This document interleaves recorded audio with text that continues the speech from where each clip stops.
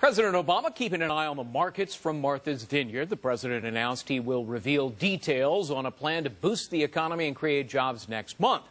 Well, Sarah Palin had this reaction. I'm not excited to hear his ninth speech about job creation. Nothing's worked thus far, and I think what we can anticipate, Lou, is he will tell us that his plan is to spend more money, incur more debt, assuming that that's going to eventually get us out of debt. That's counterproductive, really. Nothing's worked thus far, and I anticipate more of the same, unfortunately. Penny Lee, former senior advisor to Senator Harry Reid, former executive director of the Democratic Governors Association, joins us, and Doug Heye joins us, former communications director for the RNC. Good to see you both. Penny, let me start with you. The president says, I got a plan. I got a plan for jobs. But I'm not going to tell anybody my plan for jobs until after Labor Day. Why wait? Time is of the essence, isn't it? 14 million Americans unemployed right now. Millions are losing their homes because of it. And it's going to wait to reveal his plan to solve it? Well, I think he's putting together the necessary pieces, and they're putting together to see what kind of innovative programs that they can use to go ahead and jumpstart this economy once again. And some of that is what you're seeing in an innovative approach, which is taking public and private partnerships together, such as the infrastructure bank you're going to be seeing. Also, he's going to call for the reduction in the payroll taxes, things that will give this economy some immediate stimulus. Well, also looking at it as a deficit neutral. I think one of the things that you're going to hear him say is all the things that he's going to be proposing, they are going to be deficit neutral, because he does understand that we need to get the deficit under control for our long-term fiscal stability. Yeah.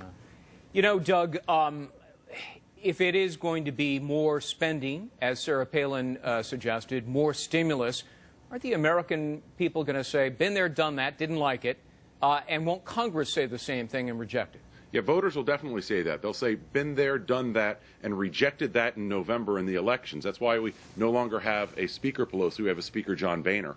And voters don't want this more approach from the White House. I'll tell you, Republicans may support payroll tax reductions. They will support that. And we're glad to see that Democrats realize that reducing taxes can have a positive benefit on jobs. But we still need to know what this plan is. So far, it's some mysterious plan B that we just aren't going to be told yet. Yeah, you know, Penny, you actually very nicely outlined what you believe the president is going to do, including the payroll taxes and other items. Again, I come back to my initial question. Why not announce it immediately? I mean, it's not as if jobs suddenly became an issue. It's been an issue since he took office 2.5 years ago. He's had plenty of time to craft a plan. And the president has been out there, and he has proposed many different things, and has been out there on the stump, and has been out there through the grand bargain that we just went through every opportunity that he has been out there with a focus in getting this economy back. I mean, remember when he took office, 800,000 people were losing their job every month, and that has come back to add over 2 or 3 million jobs back into this economy. So I know that Doug and others want to say that the stimulus didn't work and that people will reject it, but I would say that the firefighters and the nurses and many of the Republican governors that took that initial stimulus package that stabilized the economies of their states are going to say something different when it's been proposed again. You know, Doug, want to be fair here. It may be true that 4 out of 5 Americans disapprove of the president's handling of the economy, but the only worse numbers than that are the numbers attributed to Congress. And, of course, your party controls the House. Is it your sense that Americans don't really like what they're hearing from your party? No, what we know is that Americans don't like Washington. We learned that in 2006 when we controlled the House and controlled Congress and the administration. We learned that in 2008. But we also know that we can do substantive things to create jobs. One example, we can start permitting oil exploration permits in the Gulf Coast, which the administration put a moratorium on and is now slow-walking, that an IHS Sarah study has showed will create 170,000 jobs in the Gulf states alone, 22,000 jobs in California, where unemployment is at 12%.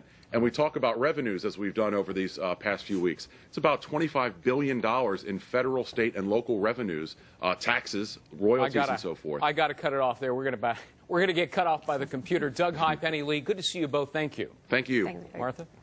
Well, speaking of all that, one